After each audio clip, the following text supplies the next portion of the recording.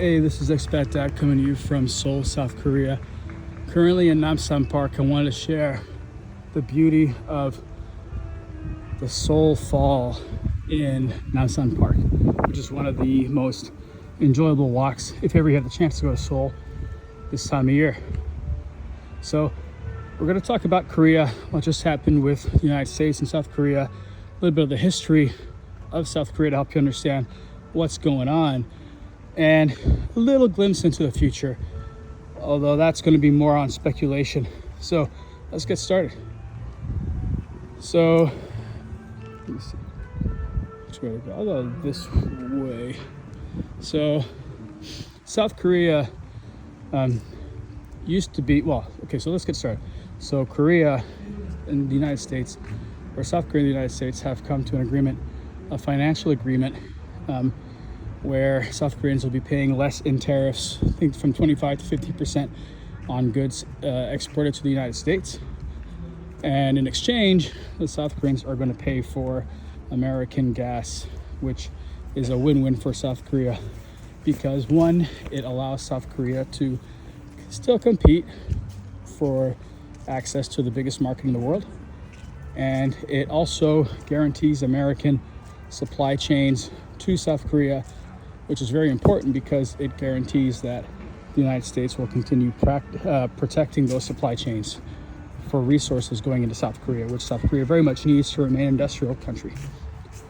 And on a side note, the United States leadership did reach out to the North Korean leadership, but was turned down. This is arguably because North Korea is very much a satellite state of China, and I suspect that the Chinese counterparts would have not liked North Korea starting to get charmed by the United States and the United States economy, amongst other things. So let's go into the history of Korea, because some of you might be thinking that this is bad, or that this is America taking advantage, or that South Koreans could do what they want and all that. Well, you're wrong. And I'll explain why. Historically, Korea has been divided into two. There used to be the Shilla Kingdom in the south and the Goryeo Kingdom in the north. Korea used to always be expansionist in nature, expanding northward, and Shilla was more into trade, I believe, as well as agriculture. Well, Shilla allied with the Tang Dynasty of China, I think it was in the 1400s, and they allied to defeat the Goryeo Kingdom. And after that, the Shilla Kingdom surprise attacked the Chinese, because they were expecting the Chinese to do the same, and defeated the Chinese in battle, in a particular battle that allowed Korea to become its own entity and not another province of China. Which, if you are curious about what that might have looked like, there are old historical, I think, towns in Shenyang where Koreans very much have lived in the Chinese sphere for long periods of time. What's going on over there? Some kind of wedding. Huh. We're not going to intrude. That's great. So Korea historically has been its own sovereign entity. However, it has always had to play the bigger powers that surrounded it. In this case, it was China and then Japan. It was a tributary state for China for a long time, under China's arm of protection and trade, until it found itself in the grasp of Japan, the Imperial Japan, and Japan had turned it into a satellite state, and then was attempting to turn it into a prefecture of Japan, which was quite controversial, to say the least.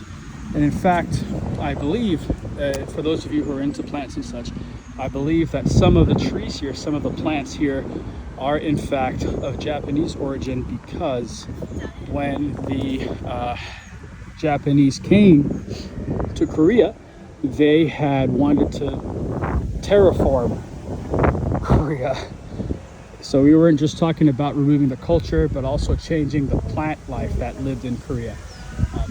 That was, I had Korean friends tell me that. So you can, if you're a horticulturalist, please, if you could confirm that, I would appreciate it. Sorry, it's a bit windy. I'm gonna stop for a second here.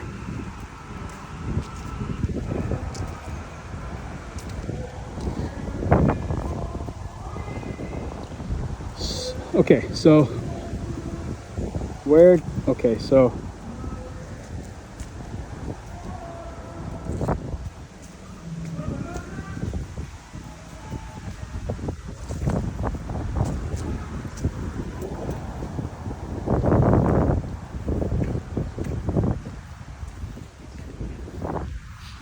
so where does that put South Korea today?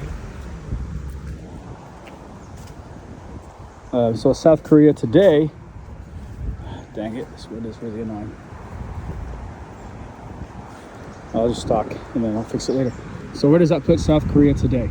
So South Korea today is again having to choose between its giants that surround it, in this case between China and the United States. And looking at the deal that it has secured with the United States, it seems that it is siding with the United States, which is the better deal for South Korea because of the Americans compared to the Chinese and the Japanese.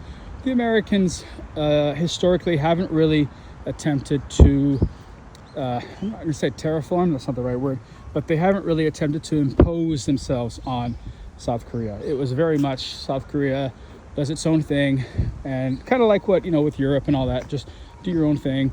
But if we need you for military purposes or economic purposes, then we expect you to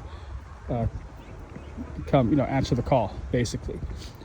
And you can see that with not just our economic deals, but also with our military agreements.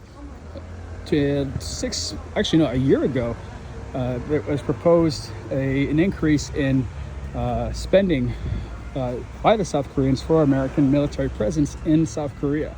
So this means that the South Koreans understand that they want to keep the deal with the United States in their sphere, and that they're going to have to start paying more for it, which unfortunately couldn't have come at a worse time, because South Korea's advantages, or rather unfair advantages, as in its businesses that are heavily subsidized by their government, amongst other things, as well as its demographic issues.